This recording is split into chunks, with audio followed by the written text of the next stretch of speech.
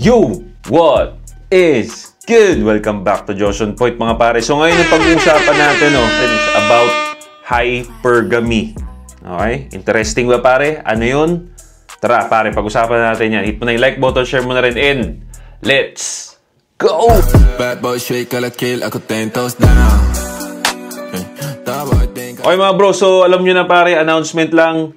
By the time na nire-record ko to, yung Shopee ko is closed pa rin. Okay, bantay sa Shopee.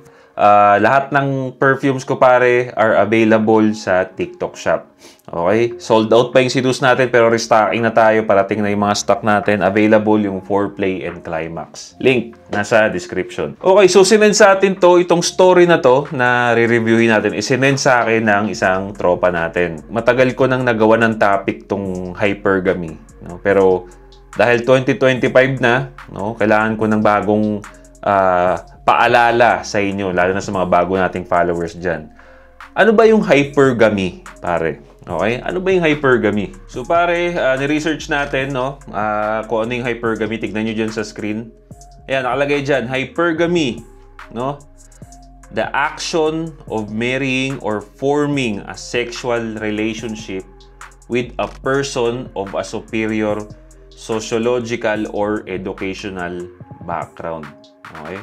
Kung makikita mo rito pare, relationship with a person, no? Pero usually ang gumagawa nito ay kababaihan. Nahiya pa silang ilagay relationship with a man of a superior sociological or educational background, no? So, yun ang hypergamy pare, no? In Tagalog, babaeng naghahanap ng lalaking mataas ang antas sa buhay compare doon sa ka-relationship niya ngayon. Okay? So, makikita nyo rito pare, no? Sa gilid, nakalagay dyan, hypergamy is a term used in a social science of for the act of practice of a person dating or marrying a spouse of higher social status than themselves. Okay? Higher status than themselves. Madalas ang gumagawa nito babae. Okay? Naghahanap ng mas better, lalaking mas madaming resources kumpara doon sa current partner nila. No? Kaya kung makikita nyo to, itong graph na to pare, ayan no, nakita nyo yung graph na yan. Diba? 80% ng mga kababaihan ay nakatingin dun sa taas. Yan, no? Nakapoint yung arrow doon sa taas. Okay? Kasi yan ang hindi naman sa hinahanap, pero yan ang dream nila pare. No? Yung, kumbaga yan ang goal nila, makahanap ng 20% or 10% ng mga 10%er ng mga klase ng lalaki. Okay? So pagka nagkaroon sila ng chance, no? Hindi naman nila hahabulin yan, pero once na mayroong lumapit sa kanila, at malas mo na lang pare, yung babae mo nagkaroon ng chance at the same time for the streets, alam mo na saan pupunta yun. Doon sa mas mataas ang status kaysa sa'yo. Okay? So kaya ako na ano yan, dahil merong sinend itong ang tropa natin, no? Itong storya na to pare, basahin natin to. Ayan, no? Nakalagay dyan. Ate, no? Ipinagpalit ang 3 years na relasyon sa mayamang lalaki na 3 buwan lang nakilala. Okay? 3 years, tapos 3 buwan. Parang ang ironic nun. So, basahin natin yan, no? So, ito yung picture nila, pare. Larawan mo lang kay Jom Chasani. Si Jom ata yung iniwan siguro. Okay? So, sabi dito, viral sa social media ang post ng isang netizen na nagngangalang Jom Tasani, okay, kung saan ay binahagi nito ang malungkot na nangyari sa kanyang relasyon ng kanyang girlfriend. Okay? Ayon kay Jom, 3 taon na ang relasyon nila ng kanyang girlfriend na si Camille Alcaraz. Ngunit, ipinagpalit lamang siya nito sa ibang lalaki na 3 buwan pa lamang nila nakilala. Lagi ninyong makikita yan, no? Post ng mga kababaihan. Lagi nilang post, no, makikita mo, mga hindi talaga nag-iisip. Sabihin nila na mas masarap pa daw yung relasyon ng mga mas masarap pa daw magtrato yung mga lalaking kakilala mo pa lang kesa dun sa mga matagal mo ng ka-relationship. Lagi nilang post yan, di ba? The guy who you just met is much better than the guy who who's been with you for a long time. Lagi nilang post yan. Hindi nila talaga nag-iisip. Of course, mas masaya yung bago mong nakilalang lalaki. Nasa honeymoon stage pa lang kayo eh. Diba? Lahat naman ng nag-uumpisang relationship, puro saya lang yan sa umpisa. Darating at darating kayo doon sa luma mong relationship. Pero dahil hindi nag-iisip tong mga to, dahil nga, kung alam mo nga, they run through their emotions. Okay? Emotional na mga babae. Yan ang sinusunod nila, 100% yung emotions nila. Kung saan sila masaya, doon sila pupunta. Pero again, hindi ko naman lahat. Yung mga ganitong klaseng babae, talagang for the streets tong mga to. No? So sabi dito, salamat sa 3 taon, naging masaya ako, pero sa dulo nun, naging malungkot ang pangyayari. God bless sa'yo. Si pare, nag-post pa talaga. Salamat sa lahat. So, yeah, ito, tignan natin to ha. So, ito yung lalaki siguro, ito yung babae. Kwento ni Jom, no? Nagkaroon kasi ng oportunidad si Kami, yung babae, para magkatrabaho sa ibang bansa. Okay, sa Macau. Upang makatulong sa kanyang pamilya at sinuportahan ni Jom ang naging desisyon ng girlfriend. Ayun naman pala. Nag-LDR pare. Yan ang sinasabi ko. Kaya ako pare, sa mga lumang JOP dyan, sa mga solid JOP dyan since day 1, alam nila no, na against ako sa LDR.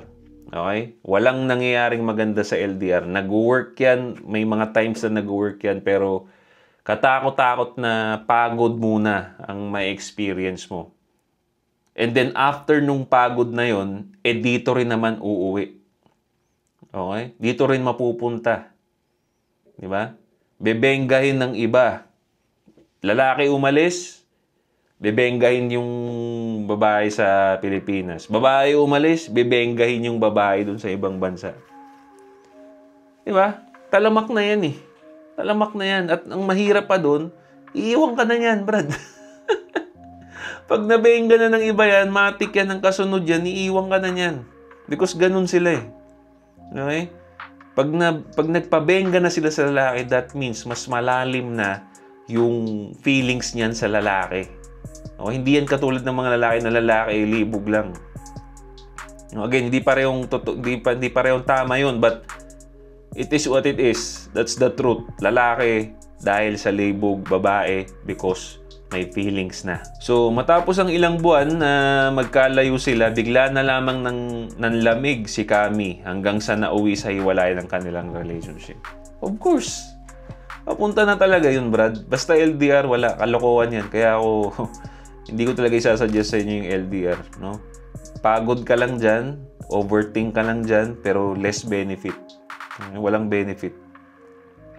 Masama ang loob ni Jom dahil pag-alaman niyang buntis pala si Kami 2 buwan bago sila maghiwalay.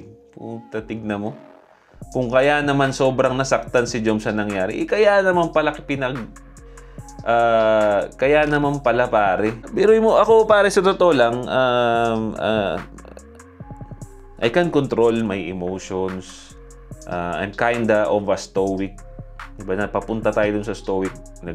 Ina-apply din natin yun. But if may ka-relationship ka bro na babae and nalaman mo na binuntis, masakit eh. Alam mo yun, masakit pa rin siya isipin kahit gaano ka bad boy, kahit gaano ka kalakas. Pag naisip mo na nabuntis, masakit pa rin eh. Girlfriend mo, puputukan ng ibang lalaki. That means his fluid, yung buong loob niya, binuhos niya dun sa girlfriend mo na minamahal mo. Di ba, Brad? Pinutok doon, nabuntis. Ang masakit pa niyan, pare, nung natanggal yung Junjun, puta, binalik pa yun doon, Brad. Di ba? If you're gonna imagine that, but masakit eh. Di ba, pare? Masakit yun. Kung nanonood ka ngayon, hanggat maaari, LDR, palampasin mo na yan. Huwag mo nang experience yan, pare. Sayang lang yan. Kung kasi magpayaman ka na lang kaysa pumasok ka sa LDR na yan. Mas buti pa maging virgin ka na lang kaysa pumasok sa LDR, pare. No? Hindi pa natapos ang kalbaryo ni Jom dahil nabalitaan pa nito na ikakasal na pala si Camille sa mayamang lalaki na nakabuntis sa kanya. Wala eh. Nabuntis eh. December 18, talagang kinuwento niya rito. No? December 18, hatid pa kita sa Macau with your fam para magbakasyon. Thank you kasi sinama mo pa ako, and thank you din sa mami at daddy mo dahil di nila ako pinabayaan doon regards sa mga tita mo doon. Nagkaroon ng opportunity na magka-work ka doon. And big opportunity yun for you kasi makakatulong ka na sa kanila. Full support ako sa'yo. At sabi ko pa na i-grab mo na agad yung opportunity dahil minsan lang yan. Umuwi ako mag-isa ng Pinas ng masaya dahil may work ka na. Malaking tulong yun for you in the future, and malay natin para sa atin din. At the same time, malungkot din. Malungkot dahil hindi na kita kasama. Ay, nako. Daming tukso lumapit sa akin pero di ako nagpatinag. Mas inisip kita dahil mas pinili kita sa lahat ng bagay. Di ko sure, pare. Lumipas mga ilang buwan, okay naman tayo. Gabi-gabi kitang hinihintay sa work mo kahit puno. Dinsked ko sa pagsasayaw at pag-asikaso sa bandido. Ano yun? Di ko yun sinusumbat pero dumating sa point halos napapabayaan ko na yun dahil gusto ko pabor yung oras mo sa akin. That's your wrong move, bro. Okay? That's your wrong move. Nagpapayaman yung babae sa ibang bansa, ikaw naman, puro kasuputan ginagawa mo dito. So, kung hindi mo sana pinabayaan yung sarili mo, di ba? Kaya nga lagi sinasabi ko sa inyo, bro, huwag niyong gawing mundo yung babae. Gawin yung mundo pa rin yung sarili ninyo. Gawin niyo lang buwan yung babae. Diba? Ibig sabihin nun, mag-concentrate pa rin kayo sa sarili niyo. Huwag niyong pabayaan yung sarili niyo. Para kung mawala man yung buwan, umaraw man, kumpleto ka pa rin. Mundo ka pa rin, pare. Kasi pag ginawa niyong mundo yung babae, may nagpaka-martir pa. No? Imbis na ma-realize mo, teka, magkakapera na. No? So, dito pumapasok ngayon yung hypergamy. Kung alam niyo yung hypergamy, pare, may idea kayo doon. Once na nakikita nyo ng yumayaman yung babae or nagkaka-opportunity yung babae, dapat pumapasok na sa isip nyo, pagka ang babae umayaman or mas dumadami yung pera sa lalaki, maghahanap ng mas madaling perang lalaki yan. Okay? Pag nakikita ng babae na mas dumadami yung pera nila sa'yo, tataas tingin sila sa sarili nila. Maghahanap ngayon sila ng lalaki na magsasubmit sila. Hindi sila pwede mag-submit sa'yo eh. Hindi sila pwede mag-submit sa'yo kasi mas madami siyang pera sa'yo eh. Ganon sila mag-isip eh. Diba? So, dahil walang alam si tropa, no, ngayon siguro may alam na siya. Naghahanap na ngayon siya paano mag-move on. So, siguro nanonood na to sa atin. Diba? So, dumating sa point na madalas tayong hindi nagkakaintindihan dahil sa time. Never ako nagreklamo at nangingi ng oras sa'yo dahil naintindihan ko naman kapag overseas, hirap balansahin yung oras. Di ba? The downside of LDR. Puro ganito na. Yung time ninyo, papunta na yan dun eh. Basta LDR pare, wala na. Papunta na yan dito. Pero nasigit mo pang magloko. Fast forward tayo. Naging cold ka, humigit 1 linggo, sobrang naguguluhan ako pero pilit kong inintindi, dumalas din paglabas mo, pag-gimmick at pagsama sa mga kaibigan mong konsentidor. Pero yan ang totoo. Binrot up mo sa akin na gento, ganyan sila, papasakop ka rin pala. Di ba? Halos kada day off, ganyan nangyayari. Well, bro, ito tatandaan nyo. Pag ang babae madalas nang kinukwento yung mga tropa nila sa inyo, di ba? That's the sign. No? Nag-uumpisa nang mag-enjoy yan. Kunyari lang yan. No? Kunyari lang sabihin, ay, hindi ko gusto yung mga ganun. Hindi ko gusto sila, hindi ko trip kasama. Pero, kunyari lang yan. Okay? Once na naglagi ng, wag nyong babasahin yung sinasabi. Okay? Huwag kayo magbase. Magbase kayo sa ginagawa nila. Which is, ang ginagawa nila, lagi nilang kinukwento yung mga kaibigan nila. That's a sign na nag-e-enjoy na sila dun. Huwag niyong pakinggan yung sinasabi nila, kesyo, hindi na okay, hindi masaya. Dun, basahin niyo yung ginawa niya. Anong ginawa niya? lagi siyang nagkukwento about sa kaibigan. It's a sign na nag-i-enjoy na siya dun. Wala naman akong magagawa kahit pagbawalan or payagan kita, malaki ka na, alam mo naman na ayoko at gusto kong mangyari. After kong maging call, di ka na nagparamdam, mukhang akong tanga, di ko alam nangyari. Sagot mo lang lagi kang pagod sa trabaho, pero hindi na pagod sa'yo. Pagod sa trabaho, kasi pagod na yan, brad. Ano na yan, tinitira na. Sabi pa na uuwi ka na lang dito tapos magsimula tayo ulit sa malayong lugar. Sa sobrang pagmamahal ko sa'yo, muntik ko pa yung ilaban. Alam mo pare, itong sinabi ng babae na to, sabi niya, sinabi mo pa, uuwi ka na lang dito tapos magsimula tayo ulit sa malayong lugar. Alam mo, yung time na sinabi to ng babae, sobrang nagigilty na siya. Ito yung time na tinitira na siya nito. Nagigilty na siya kaya niya nasabi to sa lalaki. Di ba? Isa ring sign yun pag biglang nag-sweet, no? Biglang nag-sweet ng ganyan yung babae ninyo. Medyo sign na yun Ayoko yung pinag-overthink pero syempre, hindi naman agad-agad ganun nag-cheating na agad porket naging sweet. Isa lang yun sa mga signs. So, kailangan i-add up nyo yung mga nangyayari. Wag lang isang sign, no? Tinanong kita about dyan, hindi ka makasagot. Sabi mo, hindi ka naman lasing nung nangyari yun. Tinanong kita kung gusto mo ba yung tao, sabi mo hindi. O, di ba? Alanganin ka na sa sagot mo. Laking gulat ko na lang sa mga bali-balita na ikakasal ka na lang sobrang bilis. Yung feeling na parang nag-set up. Hindi ako nakikipagkompetensya sa iyo at ng asawa mo ngayon. Kasal ka na. I pray. Sana maging healthy ang baby mo. Sana di na danasin ng magiging anak mo to. Sana healthy lumabas yung baby. And sa asawa mo, alagaan mo yan, tol. Never kong sinaktan yan. Sus naman, gumaganito pa. Maaring nagkulang ako sa yaman at material na bagay pero di ako nagkulang sa pagmamahal. Nangangarap pa lang ako maging successful ngayon, bata pa ako. Well, this is a lesson for you, no? Sabi ko nga sa inyo napag-usapan natin dito, yung feelings alone is not enough sa babae. Okay? That's not gonna make them stay. No, lalo na sa mga... Well, again, hindi lahat.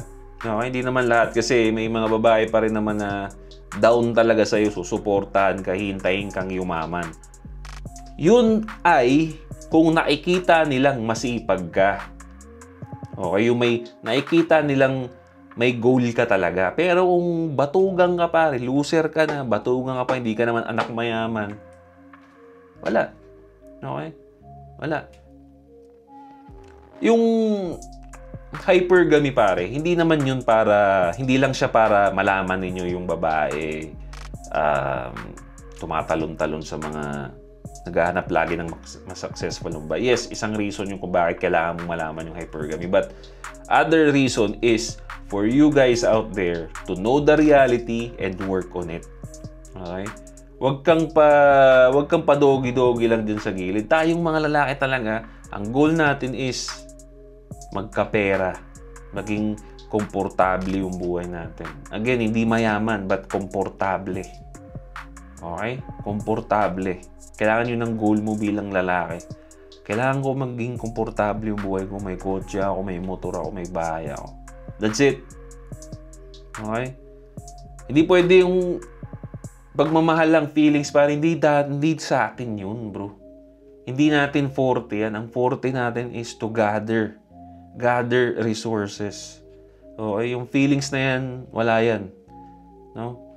Sasaktan ka lang dyan. PSD, lahat ng lalaki, naglolo ko. Minsan kami pa yung naargabyado ng sobra. Kaya sana maging lesson to para sa lahat. Hindi sana mangyari to sa iba. Well, hindi naman, babae at lalaki nag-cheat. Okay? It's just that agenda ng mainstream media na lalaki lang ang nag-cheat. Agenda yan.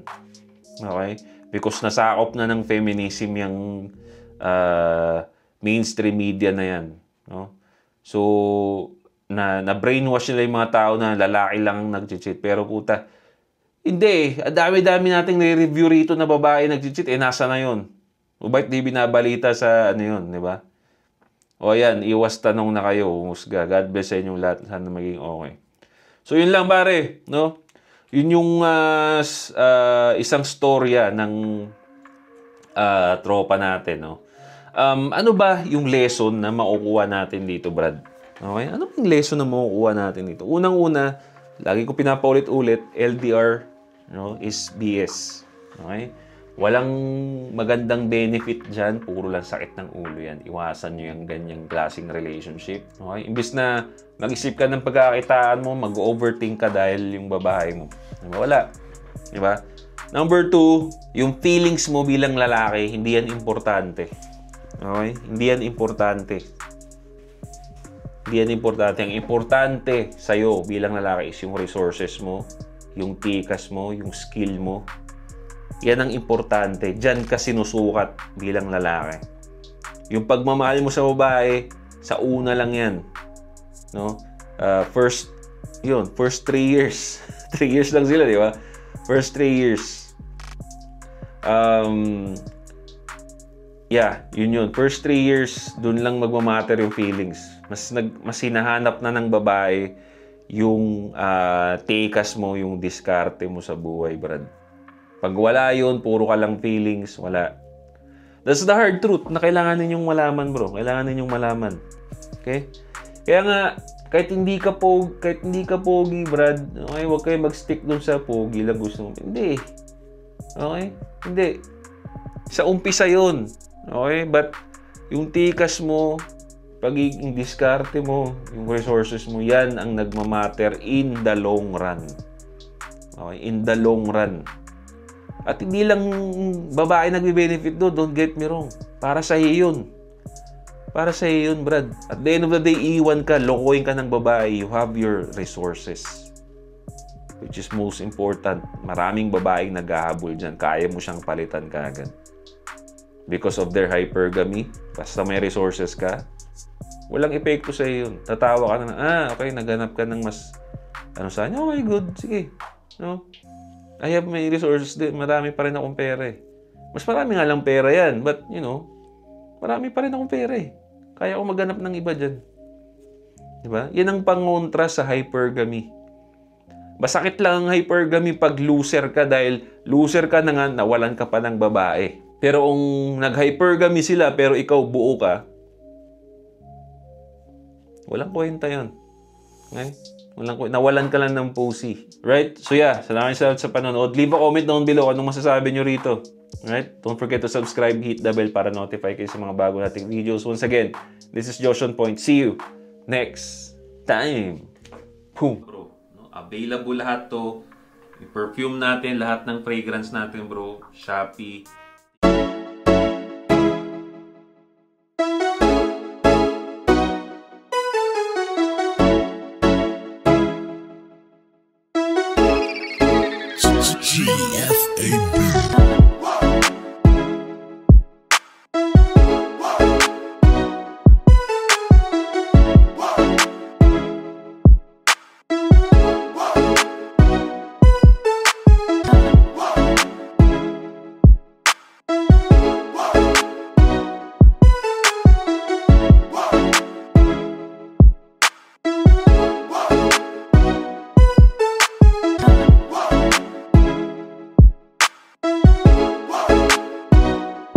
Yeah, that's it for me guys. This is Josh on Point. See you next time.